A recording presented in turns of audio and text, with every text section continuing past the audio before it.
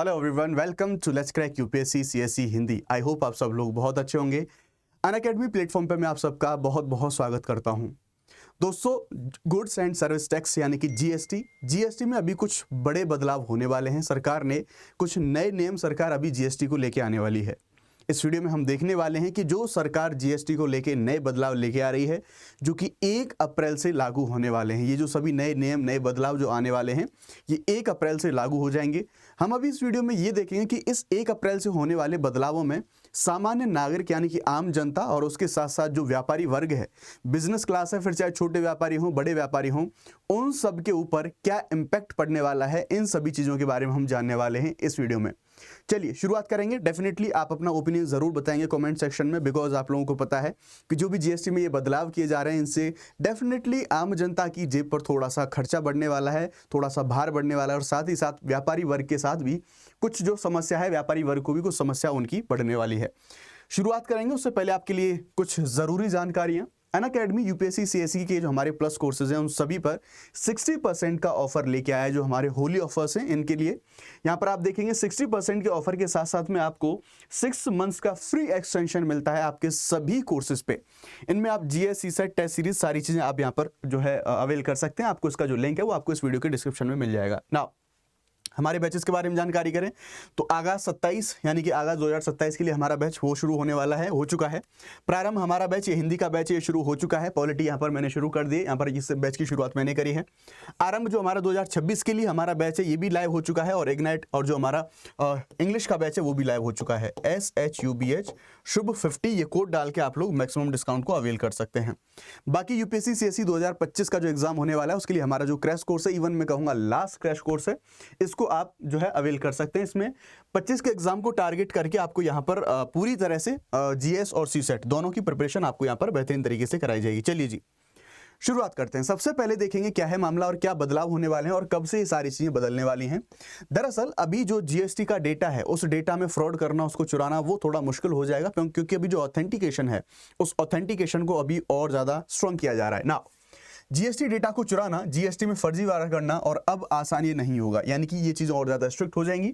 1 अप्रैल से जो सारे सुधार लागू होने वाले, नए नियम लागू होने वाले हैं, ये जीएसटी में जितने भी रजिस्टर्ड सभी यूजर्स हैं, उनके लिए मल्टी फैक्टर ऑथेंटिकेशन, जिसे हम MFA कह रहे होते हैं, ये सभी यूजर्स के लिए MFA लागू होने वाला है। और अगर ये MFA रूल लागू हो जाएगा तो फिर इससे फर्जीवाड़े जैसी चीज़ें कम यहाँ पर होंगी। अगर MFA लागू होगा तो इससे जीएसटी यूज करने वाले किसी अन्य यूजर के डेटा को चुराना और जीएसटी में किसी प्रकार का फर्जीवाड़ा करना अब आसान नहीं होगा। यानी कि जीएसटी को लेकर सरकार जो कुछ नए रूल हैं, उनमें थोड़ी सी स्ट्रिक्टनेस सरकार के द्वारा बढ़ाई जा रही है। और क्या बदलाव होने वाले हैं 1 अप्रैल से, तो आप देखेंगे जीएसटी पोर्टल पर अपडेट करें नंबर, आपको अपने जो नंबर है उनको पोर्टल पर अपडेट करना होगा।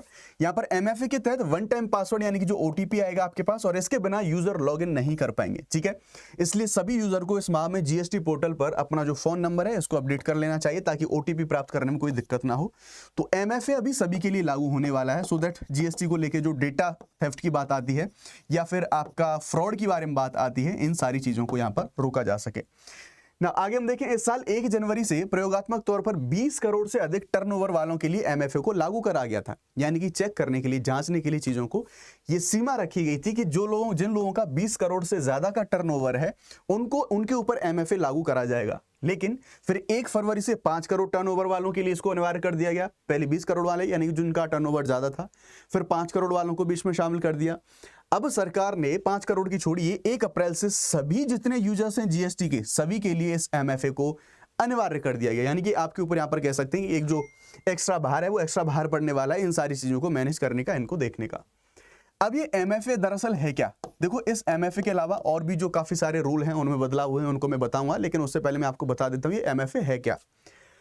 MFA दरअसल इससे तात्पर्य है एक सुरक्षा उपाय है। इसके तहत जो यूजर्स होते हैं, वो जीएसटी पोर्टल पर जितने भी सेंसिटिव उनके काम हैं, उन तक पहुंचने के लिए जो विशेष रूप से ई वे बिल जनरेट होता है, ई चालान होता है, उनके रजिस्टर्ड मोबाइल नंबर पर ईमेल भेजे गए 1 टाइम पासवर्ड OTP होता है, उसके साथ अटैच पासवर्ड, ये कई पहचान जो प्रदान करने के लिए जो आवश्यक होती है।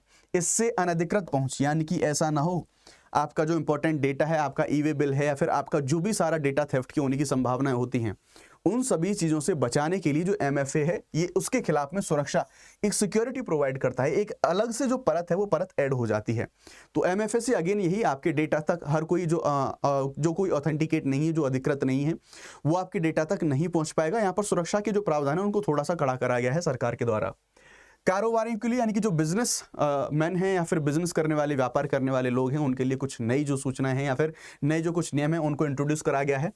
ई-वे बिल के नियम में भी बदलाव करा जा रहा है उन लोगों के लिए 1 अप्रैल से। अब ये 1 अप्रैल से 10 करोड़ से अधिक टर्नओवर वाले जो कारोबारी हैं उनको 30 दिनों के भीतर अपने जो ई-इनवॉइस है उसकी जानकारी इनवॉइस रजिस्ट्रेशन पोर्टल इस पर देना अनिवार्य होगा। यानी कि 10 करोड़ यहाँ पर जो थ्रेशोल्ड लिमिट है, इस लिमिट को यहाँ पर ध्यान में रखेंगे, इस लिमिट को यहाँ पर लगाया गया है। इन लोगों को विद इन 30 डे अपना ऑनलाइन जाके इन सारी चीज़ों को वहाँ पर सबमिट करना होगा, वहाँ पर जो है प्रोवाइड कराना होगा। 30 दिनों के भीतर जानकारी नहीं देने पर जो इनवॉइस है वो इनवॉइस खारिज भी हो सकता है। ठीक है ना। अब जो नियम है आप देखेंगे, मैंने आपको यहाँ पर बताया अभी जो लिमिटेशन है ये 10 करोड़ वाले लोगों को भी इसमें शामिल कर लिया है। ये जो नियम था पहले यानी कि 1 अप्रैल से पहले ये जो नियम थे 100 करोड़ के टर्नओवर पर, 100 करोड़ और उससे ज्यादा टर्नओवर वालों के लिए लागू है। लेकिन आप एक परिवर्तन देखिए, पहले ये 100 करोड़ वालों के लिए लागू था, अब सीधे 10 करोड़, यानी कि बहुत बड़ी संख्या में जो बिजनेस वाले लोग हैं, बहुत बड़ी संख्या में जो व्यापारी लोग हैं, उनको इस पूरे मानक को फॉलो करना होगा, इस पूरे मानक को यहाँ पर मानना होगा। क्योंकि पहले 100 करोड़ वाले जो टर्नओवर कर रहे थे उनको ये पूरे नियमों को मानना जरूरी था। अभी 10 करोड़ के अंदर आज जो आ रहे हैं उनको भी इन नियमों को मानना होगा, इन सारी चीज़ों को फॉलो करना होगा। अब हम बात मिडिल क्लास की, यानी कि आम आदमी पर। ये तो हो गया व्यापारी वर्ग के बारे में बातें कि भाई व्यापारी जो बिजनेस हाउसेज हैं, छोटे बड़े हों जो भी, उनके ऊपर क्या इंपैक्ट आने वाला है। अब हम बात करते हैं कि 1 अप्रैल से जो भी नियमों में परिवर्तन हो रहा है उससे आम आदमी पर क्या इंपैक्ट पड़ने वाला है। तो हम देखेंगे 1 अप्रैल से होटल में रेस्टोरेंट में खाना खाना ये थोड़ा सा महंगा हो जाएगा। क्यों हो जाएगा, इसके पीछे का रीजन है 1 अप्रैल से 7500 रुपए से कम अगर कोई रूम आप किराए पर लेते हैं होटल में जाके, अगर 7500 से जो कम अगर आप किराए पर लेते हैं तो 18% GST के साथ इनपुट टैक्स क्रेडिट ITC लेने की सुविधा उपलब्ध होगी। अब एक चीज ध्यान रखें, और ज्यादातर जो होटल्स हैं उनकी जो बुकिंग होती है एक आम आदमी तो इससे नीचे की ही रेंज में करता है। अभी जिन होटलों में कमरे का किराया 7500 रुपए से कम है, वहां के रेस्टोरेंट में खाना खाने पर 5% GST लगता है। लेकिन अब अगर ये होटल वाले 18% GST के साथ में ITC की सुविधा को अपनाते हैं तो यहाँ के रेस्टोरेंट में खाना खाना महंगा हो सकता है। यानी कि इस रेंज के ज़्यादा के या फिर इस रेंज के होटल में आप रुकते हैं और वहाँ पर खाना खाते हैं तो वो आपके लिए और ज़्यादा महंगा पड़ने वाला है। ये समस्या यहाँ पर आप देखेंगे। ठीक है ना। आगामी 1 अप्रैल से पुरानी सामान्य और इलेक्ट्रिक कार की जो बिक्री है उस पर 12% की जगह अब 18% GST लगेगा। यानी कि अल्टीमेटली ये जो भार है, ये जो वजन है GST का, ये आम जनता के ही ऊपर पड़ने वाला है। यानी कि जो आप प्री ओन्ड कार के बारे में बातें करते हैं, सेकंड हैंड कारों के बारे में बात करते हैं, पहले 12% टैक्स लग रहा था इस पर, अब 18% का GST की जो दर है ये GST की दर लगेगी। सेकंड हैंड कारों की बिक्री करने वाली जो एजेंसियां हैं उनके लिए जो नियम है ये नियम लागू होगा। यानी कि ऐसे जो बिजनेस, बहुत सारे ऐसे लोग होते हैं जो प्री ओन्ड कार की एजेंसी चलाते हैं, उनको सेल करते हैं, उनको बेचते हैं, तो उनके ऊपर ये जो टैक्स के नए नियम हैं, नए नियम उनको वहाँ पर ये लगने वाले हैं। अब GST के बारे में इतनी बातें कर ली हैं तो थोड़ा सा GST के बारे में कुछ बेसिक सी चीजें उनको जान लेते हैं। दरअसल GST को 101वें संविधान संशोधन अधिनियम 2016 के माध्यम से लागू करा गया था।